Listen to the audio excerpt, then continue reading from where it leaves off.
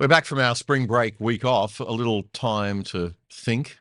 The year is fast coming to a close, and what a year it's been.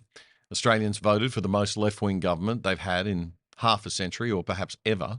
Not just Labor, but the Labor Party's most left-wing factions now have the majority, a big majority, in the House of Representatives, the lower house of our parliament. And with the even more left-wing Greens, they have a big majority in these, or a majority in the Senate, the upper house of our parliament too. State governments are ignoring the will of the people in the last major vote that was a victory for the centre-right in this country, the old voice vote. Remember that, the referendum? Many states are moving towards their own voices to parliament with no regard for the will of the people or our democracy at all. And the country's main right-wing political party has taken a huge leap to the left in a move that seems to make little sense to political analysts and marketing experts alike. And as expected, it's seriously not working. Yet they persist. Meanwhile, in the mother country, we have an authoritarian Labor government policing speech and thought in a way that we never thought we'd see, with people actually still being arrested in their homes in Britain and taken away by the police for making pretty innocuous political posts on social media. The time is 21:31. You're under arrest for what's referred to as Section 19. Section 19? Basically, Section 19 refers to spreading what we say like racial hatred. So you've posted something online that we believe is spreading racial hatred. Twitter, Facebook, I can't explain too much. It's just to give you the context beforehand. It'll be put to you in an interview. If you've got stuff you'd like to gather, obviously I'm more than willing to talk through what you're able to take with you. What, you're taking me away now? Yes, so you're under arrest, so you're going to Harrogate, unfortunately. You're taking me to Harrogate in the middle of the night over a tweet? I am, unfortunately. Is this what you signed up the police to do? This is my role. I'm trying to be reasonable with you here. So if there's stuff you'd like to gather, I'm more than willing to allow you to gather some sort of stuff like medication, if you've got any numbers you need. Oh, he's so sweet and polite and reasonable. They almost always are. When the authoritarian state puts its jackboot in these days, it's done ever so politely. Please pop on your shoes as we break into your home in the middle of the night and take you away against your will. And I can help you get any medicines you might need or anything before I mess with your sense of liberty, personal safety, psychology and human rights. you join the police to go and arrest people at night for tweets online? Do you need any medication? I can't imagine that you are going to be in very long, but do you need any medication that you take at night? No. No.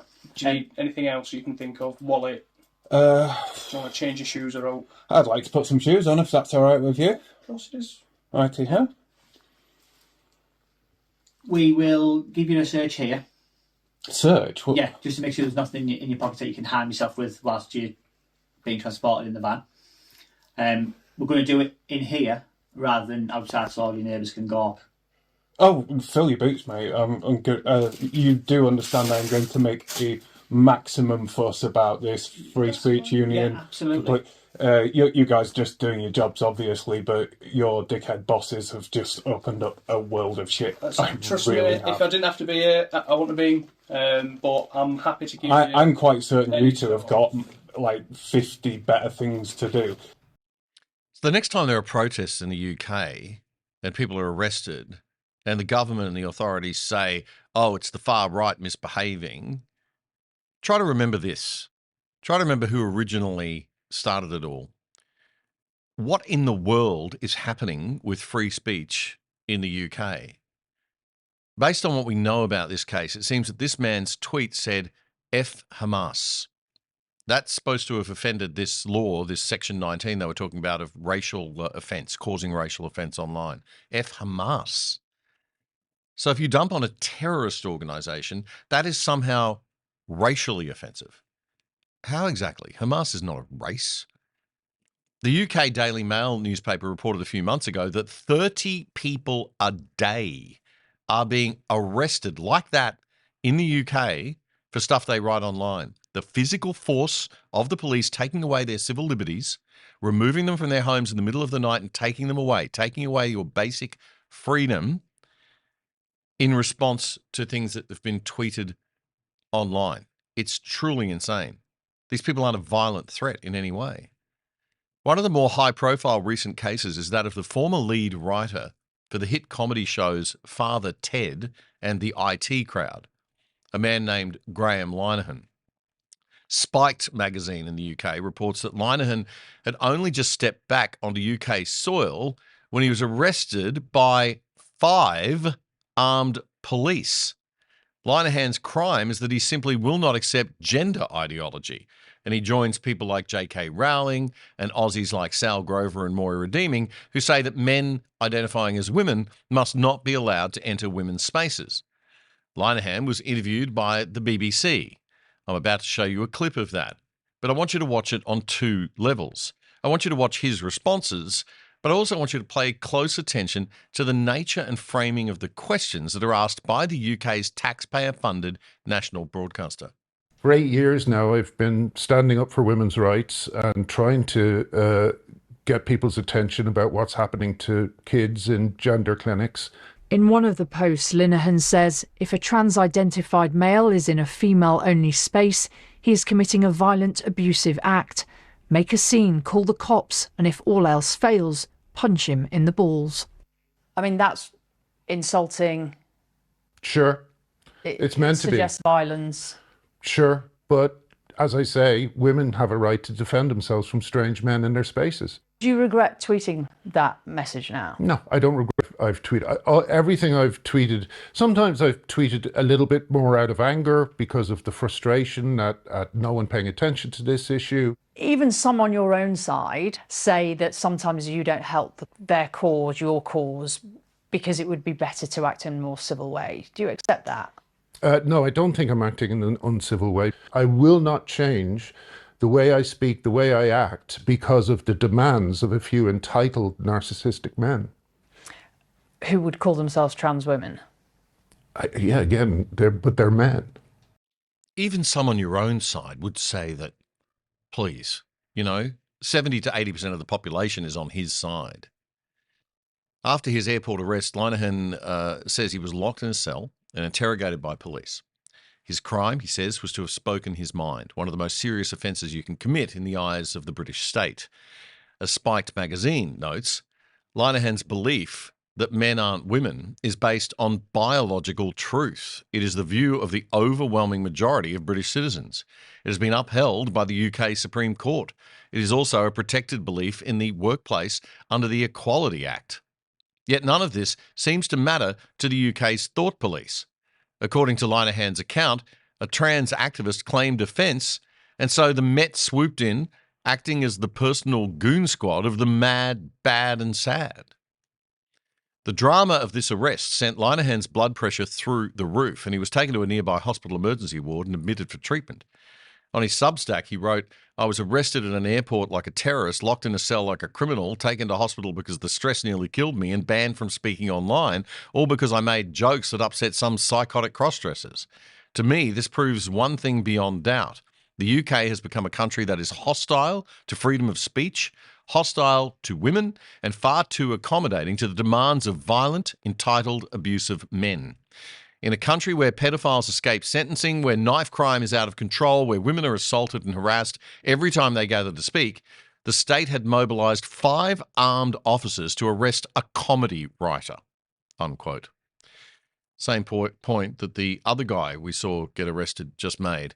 How is this a good use of police resources that the police keep claiming are so stretched?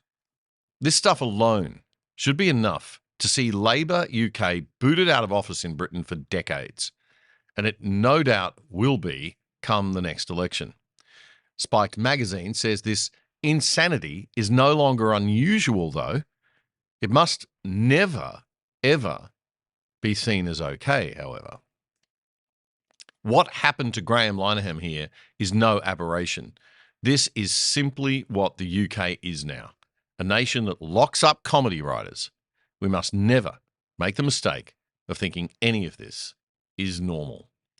The Free Speech Union says they don't believe Graham's arrest or the bail conditions imposed were lawful, and they will be, quote, backing him all the way in his fight against these preposterous allegations and the disproportionate response from the police.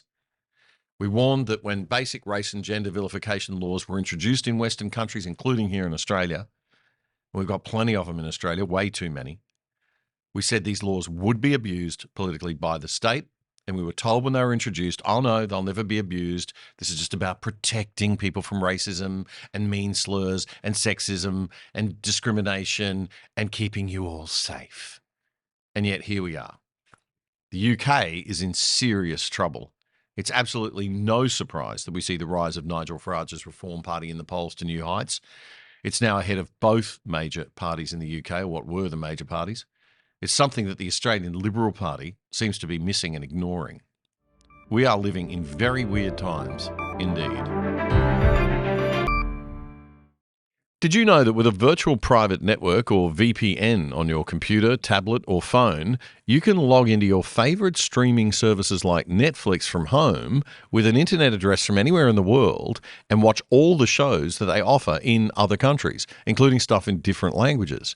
And using a VPN to route all your internet traffic through a third-party server means that big corporations and big government can't spy on you. If you sign up now with private internet access, we think they're the best VPN servers out there, as a viewer of The Other Side, you can get 83% off the price of your subscription and get online for less than $3 a month. Check it out right now. Go to piavpn.com/otherside. That's piavpn.com/otherside. It's a great service, a rock bottom price, and supporting our sponsor, you are helping to keep The Other Side going and growing. That was a segment clip from our weekly Friday night news show, The Other Side, which you can watch in full by simply going to YouTube and searching up The Other Side Australia. Then you'll find our full shows playlist. You can also find all of our full shows and our segments on our own website, othersidetv.com.au. That's othersidetv.com.au. Help us build a whole new Aussie media by joining us over there and signing up for the exclusive side.